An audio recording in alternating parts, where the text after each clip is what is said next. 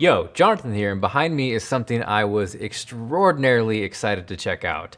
This is a 75-inch QNED 4K TV from LG, which to me is one of the best total packages in terms of price, performance, features, and size that you can scoop up today. Now, disclaimer, LG did send this TV out, so this is a sponsored showcase. If you're a fan of the channel, something as simple as just watching this video and dropping a like goes a tremendous way and is much appreciated. Also, if you want to drop a comment, I'll be replying with virtual cookies and high fives for the first 30 minutes after this video goes live. So I'm a huge fan of HDR and Dolby Vision, and I feel like at this point in time, especially in 2022 with the state of streaming, whether it's shows or movies, the tech that is packed inside of the cameras that we shoot with, especially smartphones, everyone should get a chance to experience it.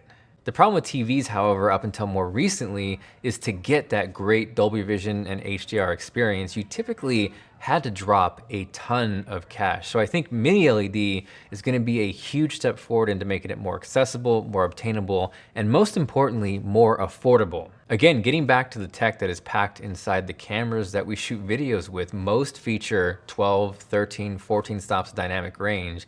And with SDR, you're only seeing about half of that, which is wild.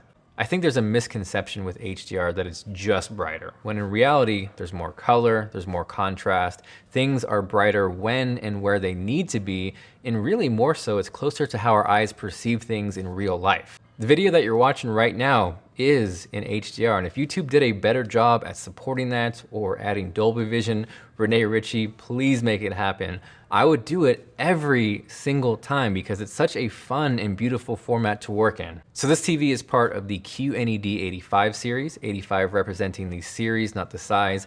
Again, this is the 75-inch model, but there are 4 different size options: 55, 65, 75, and a monstrous 86 inches.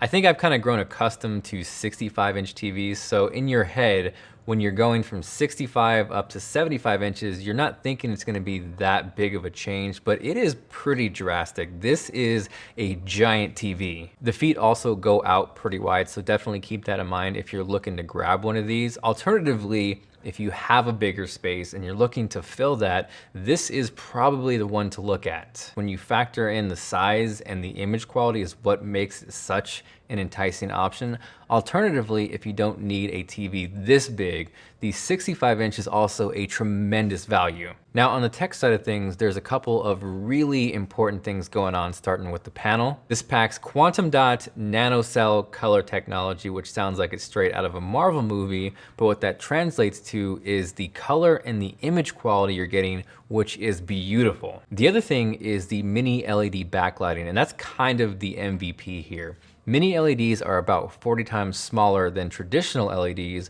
which means you can pack more of them in here, and that gives you more control. That combined with the precision dimming and of course the panel is what's ultimately going to give you brighter colors, more contrast, deeper blacks, and more importantly, all of that without any unwanted haloing. We shot a music video in Dolby Vision that if you want to check out or download the source file, I'll drop a link down below. But once you get to the night exterior shots, and in particular, this wide shot here where there's bright lights, but a lot of blank empty space, that will quickly expose haloing or light bleed, and this performed surprisingly well. I would say over the past year and a half, I've shot way more HDR and Dolby Vision things. Having tools like a MacBook XDR has been super helpful and made it more accessible. But parallel to that, having something like this where you can cross-reference a grade, throw it on a thumb drive, and then see it on the big screen has been tremendously valuable.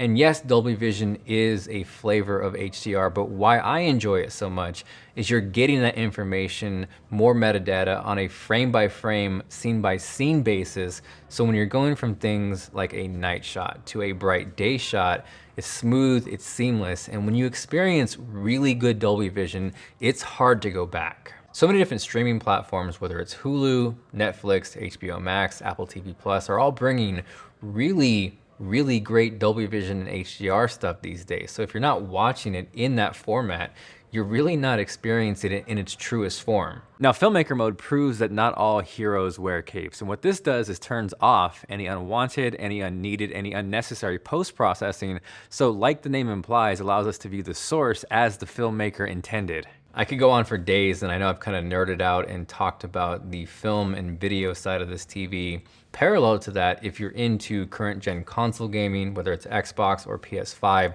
this also packs everything you need. This packs FreeSync, twin HDMI 2.1 ports, 120 Hz refresh rate, and native support for GeForce Now if you're into the cloud gaming approach. The other area where LG really shines at is their image processing. So inside is their A7 Gen 5 AI processor, and that's gonna work in tandem with the panel to give you the best possible image across not only video, but gaming, as I just mentioned. That then leads to things like AI Picture Pro 4K. So if you're watching something that isn't 4K, maybe it's cable and 720 or 1080, that's going to upscale the image and bring things up to standard, because when you're watching on a TV this size, if it's kind of potato-like, it's going to be exposed. It is a really well-rounded package. And I think the other thing that always surprises me with LG TVs is the built-in speakers. Obviously, I love me some audio setups and external speakers, but the built-in ones are surprisingly great. So if you don't have a huge space or you can't blast things at Back to the Future volumes, I think a lot of people will be content with the built-in speakers. And of course, you can always upgrade down the road, but having that flexibility is really nice.